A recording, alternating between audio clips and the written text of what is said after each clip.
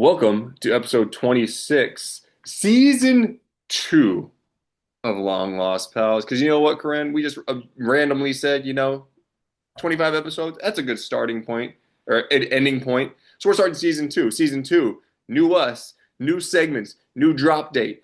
Not really a not really new us, but we're doing new segments, new drop date. And, keep it fresh for the people. I'm Joey. I'm Corinne. And this is a show of segments. And since we're in season 2, we've got brand new segments. And we will get started off with our first new segment, which is Worst of.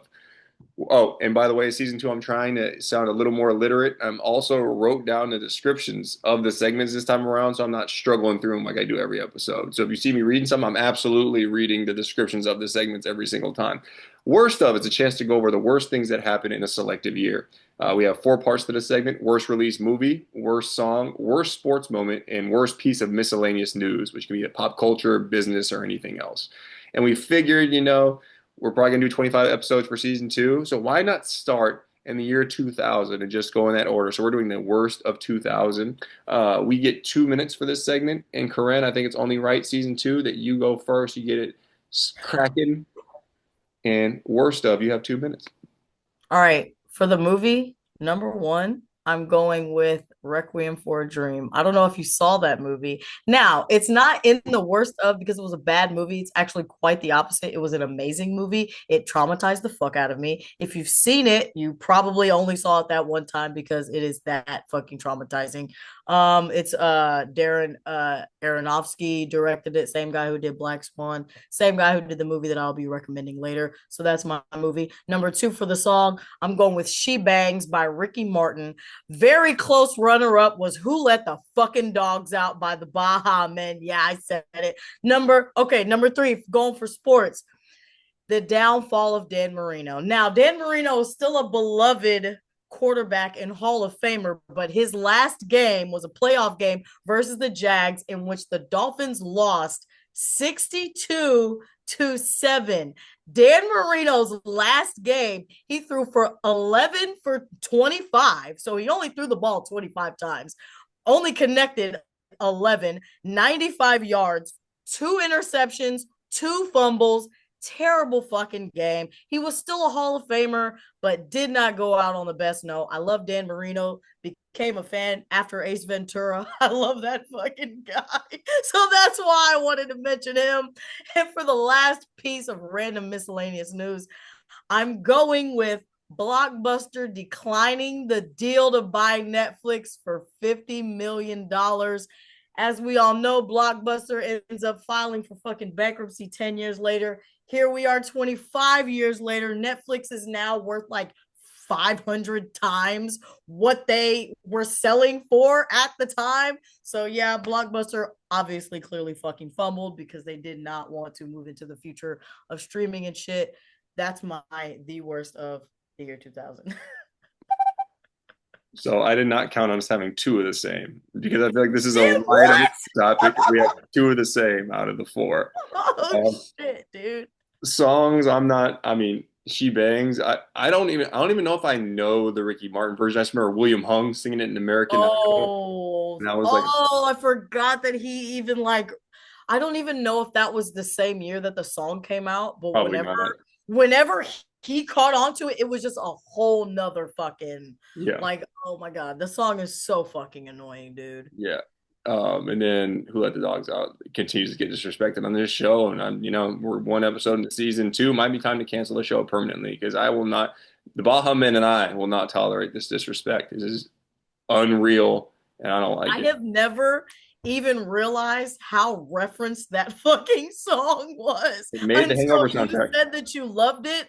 And then I was like, wow, this song was fucking everywhere in the 2000s.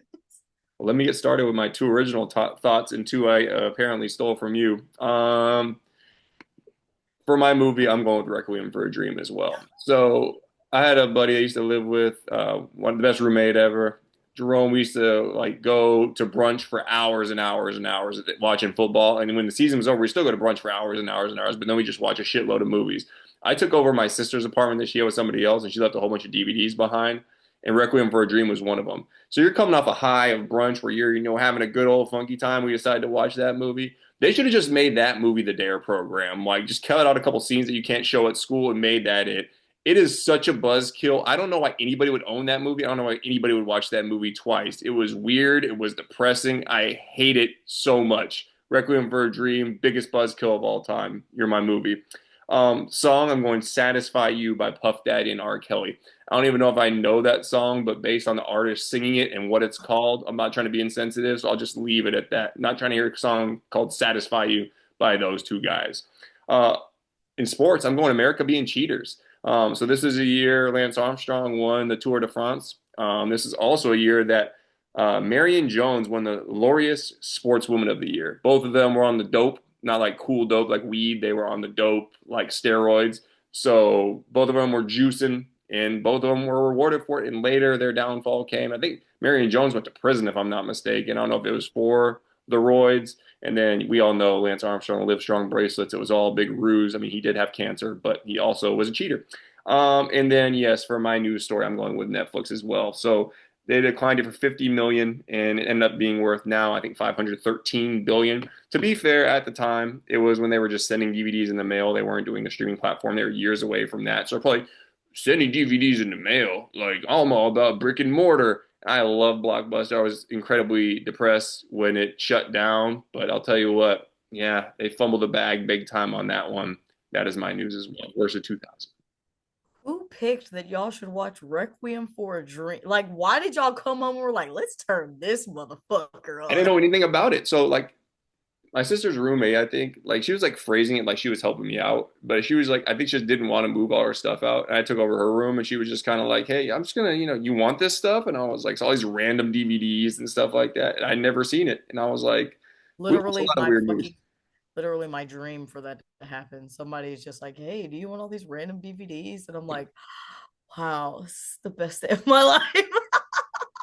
We we watched a lot of movies, like, cause we would like this back when Redbox was the thing too, like before, like, so we would like get like He three had a movies. whole bunch of stolen DVDs in that motherfucker. We watched like Her, that movie. We watched a lot of random movies on those Sundays. But yeah, that was my worst viewing experience of all time.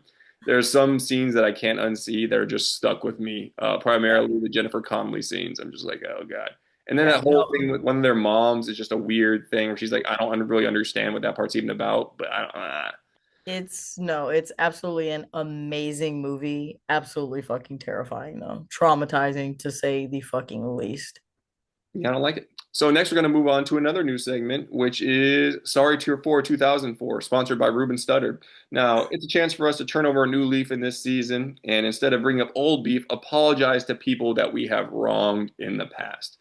We get a minute and a half for this segment. This will probably be like throw the beef back on the grill, not one we do every week, but one that kind of rotates in and out along with some other new segments.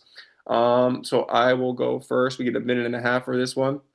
My first Sorry for 2004, sponsored by Ruben Studdard, is my eighth grade girlfriend. I'd like to apologize to her. So we dated in eighth grade, and she was grounded essentially the whole time we dated. So she was grounded. So we were only passing notes back and forth at school, pretty much forbidden lovers, if you will. So I don't know if it was grades or what. So maybe she was grounded for like a whole 6 weeks. Middle school, you don't date for a super long time. I didn't date anybody super long till like college. So we together a couple months or whatever. But for some reason in my brain, when I decided it was time to break up, maybe I was thinking about it for a while, was the day that she got off being grounded. So I waited until the day that she was no longer grounded, and I decided to break up with her that day, which was incredibly inconsiderate, super rude, and I don't know why. It was back in the day when I was also breaking up with people via voicemail or having my friends break up with them for me because, I mean, those relationships didn't really matter in the first place. I do feel bad for a couple reasons though. One is I was her first kiss. We kissed 2 times, and both those kisses were trash as shit. So now every time she listens to My Boo by Usher, she's got to think about me whenever she's talking about her first kiss. I apologize for that. I apologize for, wasting months of your life when by the time you were able to do something, I no longer wanted to date. I think she might be a lesbian now, and if that's the case, I like to think I was part of her guiding light that got her to where she wanted to be.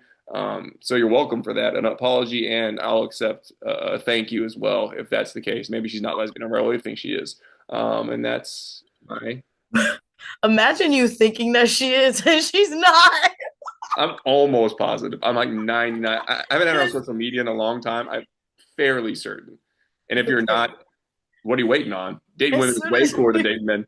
soon as we fucking hang up, I need the name. Like fucking ASAP, bro. Yeah, definitely a dickhead move, bro. It was, and I like Why don't know why either. that's why I was like, why did you first of all, why'd you want to break up with her? And second of all, why would you wait until that day? Like you were like, I gotta tell her to her face. I'm not feeling it. I think I did it via note too. Did it in a cowardly way. I was only breaking up people in cowardly ways. Kid me? All right, give me the timer. I'm gonna try. I think I can get through this. You I got think it. I think no, it's fine. All right, for my first sorry for 2004, um, having a sleepover at my bestie's house, the bestie's house, and I don't know how old we were. I want to say 16, maybe like 19. So we're still kids who like to get into mischief. You know what I'm saying? Having a sleep over her house. It's 1 a.m. We're fucking bored, and we were like, let's go TP somebody's house. So like, fuck it. Let's get the backpacks. We get some backpacks.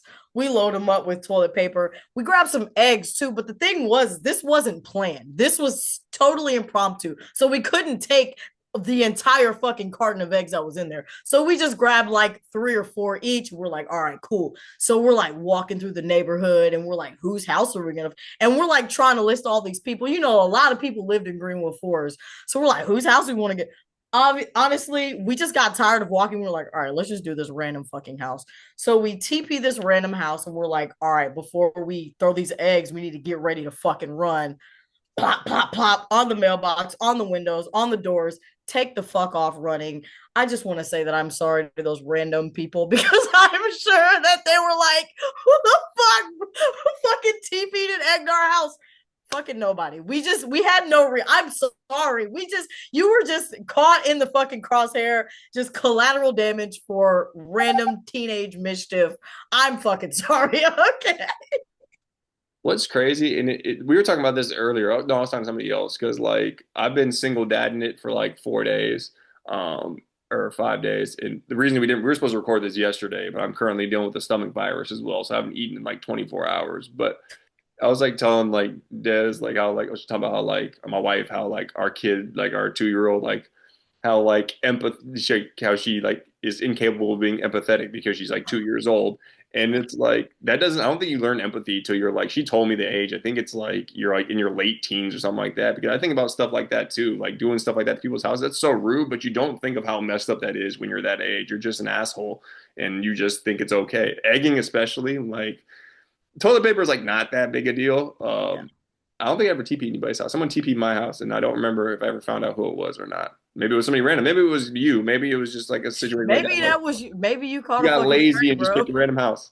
But yeah, you're a terrible person for that. I'm just kidding. It was before you learned empathy. But you also said 16 or 19. I think you said those are I don't know when those are it, two bro. very I different ages. I'll give you a much more pass at 16 than I will at 19. At 19, you should have some empathy at that point. Um, so we're gonna move on to our next new segment, which is Preguntas. Now, Preguntas is a segment where we get to ask each other a random question.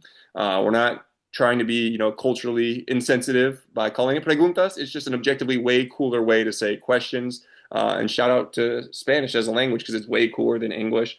We get a minute for this segment for the person to answer this question, and then we can have any notes on their response. And there was really no guidelines of what the question could be. So I'm interested to hear yours because I think you're asking it first. So go ahead. Yeah. All right. This is more of just a random test of your character. Uh-oh. Did I egg If you anybody's houses? if you were walking along and you found a bag full of money, let's say 500K, are you turning that money in or are you taking the money? No witnesses. I'm From for, what you're from the situation that you're in, it's looking like there's no witnesses. What are you doing? I'm for sure turning it in. I'm not just trying to say it to be like, look at me, pat me on the back. I'm for sure turning it in. Like I like try to take the moral high ground in the times when I can. And like a lot of times you do that and sure you won't get the 500K, but someone's like, hey, you found 500K in a duffel bag. Shit, here's like a 100K reward or here's like, 50K reward. I do believe in karma to a certain extent. I'm not a religious person, but I do believe in karma. I feel like if you steal 500K, you got some bad shit coming for you because you know you found it. It's technically still stealing. So yeah, I'm definitely turning that shit in, as lame as that is. I'll just be broke a lot longer. I'm definitely taking that shit, man. I don't give a fuck. Absolutely not. The Lord provides. That's what I'm saying. Amen. Inshallah. The bag's coming with me. To be fair, if it's 500K in a bag, it's probably like who puts 500K in a bag? It's probably from Look, some criminal look, activity. there no context for the hypothetical. You're just walking Probably along. that's definitely like drug dealing money or something like. So maybe you're not that bad a person. I mean, technically they earned it, even if it is illegal. But yeah, if you're finding 500K in a duffel bag, like also, what are you doing 500K in a duffel bag? You need to be questioning yourself. All right. So it's my turn to ask you a question. I'm fucking nervous about what you about to ask me, bro. It's very random and it's kind of outdated now. It's like not as relevant. So, but I want to hear your response because we talk about the attractiveness of guys all the time and how our opinions don't matter. But you know how they came out with Roadhouse 2? Like I'd never seen Roadhouse 2. I still haven't watched it. I watched like 5 minutes. I was like, this looks terrible. So I never finished it. But it led me to this question. Who is more handsome, Jake Gyllenhaal or Patrick Swayze? First of all, Jake Gyllenhaal's my man. I absolutely watched Roadhouse 2 the day that it dropped because previous, that is my man. He's my favorite actor. Period. Numero uno. Number two is Matt Damon. Number three is Denzel. Random I'm list. gonna give it to Jake G. Patrick Swayze isn't even my type. He's too much of a pretty boy. Jake Gyllenhaal's got he's got a little bit more of like a rugged, especially in like Roadhouse. He's just like this quiet, mysterious, like bad boy type. Gotta go with my boy Jake. And he looked good as fuck in that fucking movie too. And I was like, let me get in this gym as soon as this movie is done. The reason I asked that is because I feel like Jake Gyllenhaal more handsome. Patrick Swayze, you could go more sexy because I feel like handsome and sexy are two different things. And I Okay. feel like you got Patrick Swayze with the dance moves and Dirty Dancing. You know, he's got the sex appeal from that. He also seems more badass than Jake Gyllenhaal to me, at least. Like maybe Jake Gyllenhaal looks more rugged, but the way Patrick Swayze, I never saw Roadhouse 2, but the way he's ripping that guy's throat out, like I don't see Jake Gyllenhaal doing that. That was pretty wild. Did you ever watch the first Roadhouse? No, I didn't watch the original Oh, one. you need to. Oh God, Not, no. I'm not for just Patrick Swayze is not doing it for me. First of all, like I saw Ghost and I was like, okay, cool. Didn't I feel like I talked You about complained Ghost about that on movie here before. before? Yeah, he got his ass whooped. Your girlfriend is Demi Moore, fam. You can't be getting your ass whooped like that, bro. Nah, Patrick Swayze's just not doing it for me, man. Doesn't really do it for me either, but like you would be surprised. I'd say like 9 out of 10 people, and most of these people were straight men that were answering this question. And most people said Patrick Swayze. What? And I was like, handsome? I think you're incorrect. I think Jake Crazy. Gyllenhaal is objectively handsome, and I gotta say, without being too petty, by far got all the good looks in his family. I don't know what happened to Maggie, but when she was Bruce Wayne's girl, I had so much beef with that. And again, this is not like I hate when like, regular people such as myself were like, "Oh, yeah, that celebrity's ugly." I'm not saying it like that. She's probably more attractive and out of my league. That's fine. But I'm just saying to be Batman's girl, it was a little disappointing.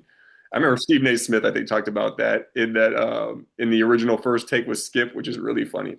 And that wraps up Preguntas. Now we're going to get into quick news. Quick news we decided to hold on to because it kind of is the only thing that keeps us relevant with current events and such. And I finally wrote a description, so I don't have to fumble my way through it. So, quick news is a weekly segment that we do that gives us a chance to go over 4 different current events or news stories that vary in topic.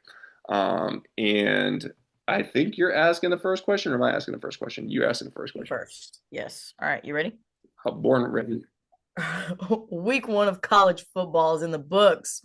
You have any big takeaways? I mean, they put too much pressure and stuff on like Arch Manning saying he was going to be a Heisman candidate. He went in there and looked a little rough at times, but he was playing the defending national champs. Bill Belichick got absolutely waxed in his debut in college football. A lot of good teams lost this week because college football always does that weird thing where it's good team versus good team, or it's good team versus some bullshit school that you never heard of, like Southwest Dakota State, like some random shit. So a lot of good teams lost this week, so it'll be interesting to see how things pan out later in the year. Alabama. Yeah, Alabama lost too, and then you also got there was the LSU was it LSU Notre Dame. There was also a big matchup where a team had to lose as well. Was it LSU Notre Dame? I mainly doesn't matter at this point. By the time this drops, it will be day one of the NFL season. What's your Super Bowl prediction? We're both going to answer this one. I'm not even big on like doing this. And like you said, this season hasn't even started. I'm pulling names. I'm going Bills and I'm gonna say Lions. I think interesting matchup. AFC, NFC, whatever. I'm just gonna pick two names. That's who I'm ending it with. I I would like think to see. I'd like to see Josh. I'd like to see Josh in the bowl. I'm such a bot. Like I'm saying, like such a fucking copycat today. But that's the two teams I pick, and I got them. Shut up. I got them winning it all. Well, like Kansas City limped to it last year, and I think they're gonna have a few down years possibly, and then Bills got to get over the hump eventually, and then I don't think the Eagles will go back to back. So there's not a lot of great teams in NFC in my opinion. So I'll probably go Detroit because they were killed by injuries last year. That's so crazy. All right. At one of the US Open matches over the weekend, a Polish millionaire stole an autographed hat that was meant for another kid in the stands. How did that make you feel? I mean, it was funny because he said something like it's first come first serve. I mean, you always gotta give the kid the stuff. Even if you like catch foul ball and you're next to a kid, you give it to the kid. Even if you don't want to, you're a millionaire. If you want some like gear, just buy that shit on like an auction or something. You don't need it. But yeah, you like said something like it's first come first serve, or he should have been quicker or something like that. Yeah, that guy sucks. And then last one. There were rumors earlier this week that Trump was dying or that he died. How disappointed were you that this was just merely a conspiracy theory? Fucking 10 out of 10 disappointment. I do think that he's on his deathbed and the fucking days are numbered, but I don't think that it'll be as soon as we're all expecting it to be. I definitely do think that he's on the decline and I'll pour one out for all of my friends who are celebrating because I won't be pouring one out for him. Fuck You said that. you've been referencing heaven a lot lately, baby. You You go delusional. to you go to the hot place, sir. And this was bothering me, so I had to correct myself earlier. I had to look it up. It was LSU and Clemson who played. That were two good teams. And it was Notre Dame and Miami. Those were the two that I was getting confused. So good teams playing each other. So a lot of good teams lost this week because of the matchups in NCAA. That wraps up quick news. Now we're going to get into our final segment, which is recommendation, which we're going to hold on to as well. And this is just a chance for us to recommend something that we want you to do. Is it my turn to go first or your turn to go first? All right, we get a minute to share for this one. I'm going to recommend, I think it's just called Hunting Wives. I don't know if it's The Hunting Wives or Hunting Wives on Netflix. My wife was randomly watching it, and I tuned into a random scene. It felt very all-Americanish to me at first. I was like, the acting is terrible in this. But then I watched other random parts, and it was very interesting, a lot of twists and turns. I thoroughly enjoyed it. It's only 8 episodes. A lot of lesbian love scenes. So, check that out unless you're a homophobe. And if you are a homophobe, get your life together. Don't watch it with your parents, though. There's a lot of sex scenes, gay and straight. I don't know what your relationship is with your parents, but I don't want to see that with them. As soon as you said that, I was like, ain't there a whole bunch of gay shit in that? But anyways, my recommendation, Yes. I saw Caught Stealing this weekend. Same director that we were talking about earlier from Requiem for a Dream, Darren Aronofsky. It's a lot less traumatizing, very fun movie. Zoe Kravitz, Austin Butler, Regina King, the guy who plays Sabretooth, Liev Schreiber. You know what I'm talking about? No. Insane cast. Bad Bunny is in it. Very fun. Zany, cool soundtrack. Very fun movie. That's what I'm recommending this week. I feel like there's been a lot of good movies that have come out recently. Like, I haven't seen any of them. But well, I mean, Like I've heard there's a lot of good movies. I haven't even been on a date in forever. So like the movies is probably far down the total pole when we do finally go on a date. And I love going to the movies. It's just hard. But that wraps up episode 26, episode 1 of season 2. Corinne, I appreciate you being patient. We were supposed to do this yesterday and I literally called you at like 9 o'clock and I was like, oh, things are about to go south. And they did, in fact, go south for me. A lot of stuff exited my body. We don't need to go into the details. And I think I'm going to try to eat after this, which could be a great decision or a very poor decision. We'll see how things go. But if you like the new segments, let us know. If you don't like the new segments, let us know. If you have a recommendation for a segment we should do, we just want to keep it fresh for people because, we're just two random, regular people. So if you're like, they're doing the same shit again, well, now we're not. Now we're not. We got new So come segments. up with the new fucking rip, okay? Come up with the new one. And you know what? Guess what? We're dropping on Thursdays now, which is going to require. Ex- So if you got like a lot of popular podcasts that are way more like important and awesome than ours, well, guess what? We're on Thursday now. So hopefully nobody drops theirs on Thursday, so you can take time to listen to us instead. Are you done? Maybe. Miss Lana, hello. Obligatory, hello. And then, what is that not how I was supposed to say it? Is that No, no, it's fine. You worked through it. You got it out though. I feel like even though my brain is dead and my body's dead as well, and like I'm surviving on fumes right now, I feel like I was more literate this episode, you know? You articulated pretty well for season two, man. You're back and you're better on your Bryson Tiller shit. You know, it's because I was drinking orange Gatorade instead of brewskis or tequila. Ooh. Yeah, she said orange Gatorades were the worst one, and they are in fact the best one. But we'll wrap it up like this. Keep your opinions not trash like Corinne's, and stay fly. We're out.